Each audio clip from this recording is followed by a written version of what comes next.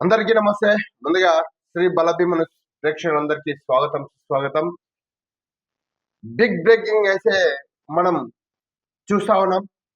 5 విడతలో స్థానిక ఎన్నికలు, ముందు ఎంపీటీసీ, జెడ్పీటీసీ, ఆ తర్వాత పంచాయతీ ఎన్నికలు నిర్వహించేందుకు కూడా స్టేట్ ఎలక్షన్ కమిషన్ సంచలనమైన నిర్ణయం అయితే తీసుకా ఉంది. తెలంగాణ స్థానిక సంస్థల ఎన్నికల షెడ్యూల్ అయితే ఈరోజు ప్రకటించడం జరిగింది స్టేట్ ఎలక్షన్ కమిషన్.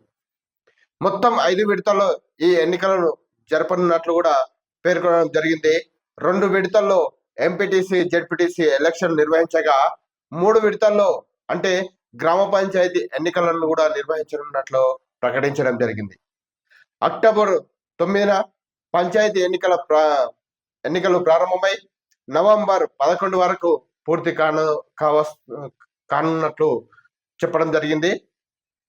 అయితే అందులో భాగంగానే అక్టోబర్ 9న నోటిఫికేషన్ జారీ చేయడంతో పాటు తెలంగాణలో స్థానిక సంస్థల ఎన్నికల షెడ్యూల్ అయితే రిలీజ్ కావడం జరిగింది. 565 జెడ్పీటీసీ స్థానాలకు ఈ ఎన్నికలు నిర్వహించనున్నట్లు చెప్పడం జరిగింది. ఇవాటి నుంచి తెలంగాణలో ఎన్నికల కోడ్ అమలులోకి రావడం జరుగుతుందన్నట్టు కూడా ఎలక్షన్ కమిషన్ చెప్పడం జరిగింది. 2 విడతల్లో ఎంపీటీసీ, జెడ్పీటీసీ ఎన్నికలు నిర్వహించనున్నారు. 3 విడతల్లో పంచాయతీ ఎన్నికలు నిర్వహించనున్నారు. అక్టోబర్ 23న, 27న ఎంపీటీసీ, జెడ్పీటీసీ ఎన్నికలు నిర్వహించగా నవంబర్ 11న ఎంపీటీసీ, జెడ్పీటీసీ ఎన్నికల ఫలితాలను వెల్లడించనున్నారు. అక్టోబర్ 31న మరియు నవంబర్ 4-8 తేదీల్లో పంచాయతీ ఎన్నికలను జరపబోతా ఉన్నారు.